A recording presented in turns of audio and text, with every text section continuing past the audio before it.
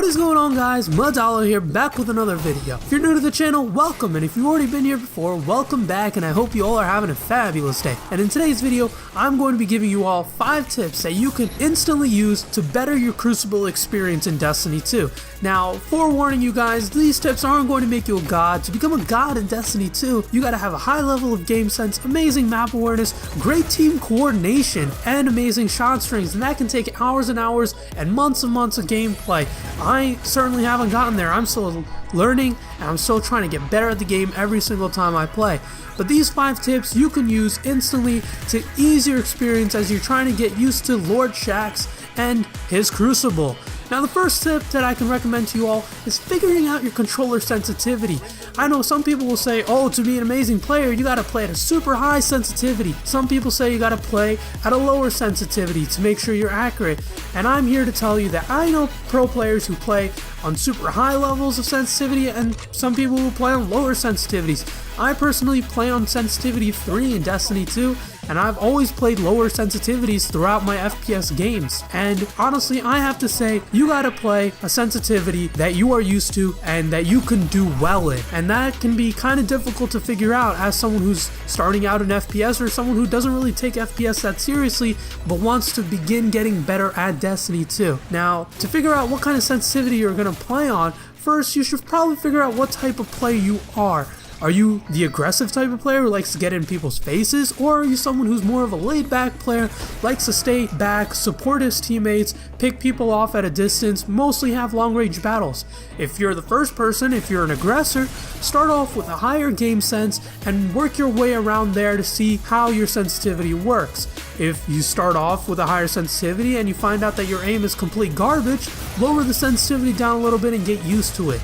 If you start off at a lower sensitivity and you feel like it's too slow and you can't turn around fast enough, increase it up a little until you find the magic sensitivity that you will use for basically the rest of your Destiny 2 career. Now, one thing to keep in mind when picking a sensitivity is don't pick a sensitivity, play one game, find out you do poorly, and switch sensitivities. Sensitivity doesn't work like that. It's basically muscle memory. Your muscles don't really memorize what's happening in the span of an 8-minute, 10-minute game of Destiny 2. It takes a couple hours. So play with that sensitivity for a couple of hours, and if it doesn't work, go higher or go lower, depending on what's going on with your aim. Now, the next thing that I would recommend is turn off that damn controller vibration. I know so many people who still play with controller vibration and they wonder why their aim can be really poor at times. I personally don't play with controller vibration because it does mess with your aim, especially when you're in a gunfight and then your controller starts spazzing out while you're trying to focus and aim at your target. Now, there are pro players out there who do play with controller vibration. I know people who play with vibration and they love it. I personally can't play with vibration, and if you're having trouble aiming in the middle of a gunfight because your controller is probably messing with you, I'd recommend turning off that controller vibration and see how it works. If you feel like you need that extra input, which is not ultimately necessary because most of the input is on your screen, but if you still feel like you need that input from the controller vibration, throw it back on.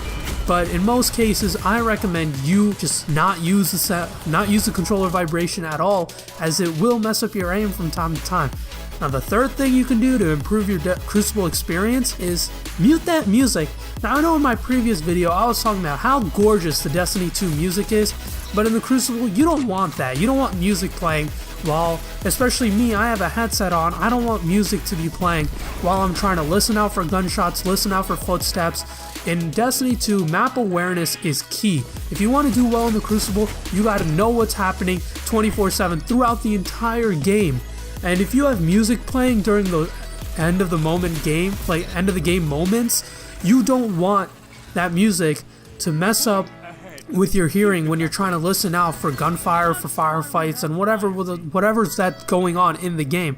You don't want music to mess that up. So mute your music, throw it on when you're playing PvE, when you're doing the strikes and raids, because the music is amazing and you should experience it. But in the Crucible, I pretty much mute the music from now on in Crucible. Now, the fourth thing you can do to overall improve your Destiny experience is find a nice button layout. I've been playing with bumper jumper since Halo. since I started playing Halo, I've always been using bumper jumper because it's something that doesn't require me to take my thumb off the right stick while I'm jumping. So I continued that on with Destiny, and I still play on bumper jumper. My tip is, depending on how your play style is, find a controller layout that doesn't force you to take your thumb off that right stick. The longer that thumb is off that right stick, the more opportunity an enemy has to pop out in front of you and throw in a couple of shots when your thumb's not even on the right stick to aim at them. And that could be really bad, especially if you're fighting against someone who is a decently skilled player. If they have 1 or 2 shots into you already, you're probably going to lose that gunfight. So it's a good idea to find a button layout that doesn't require you to take your thumb off the right stick constantly.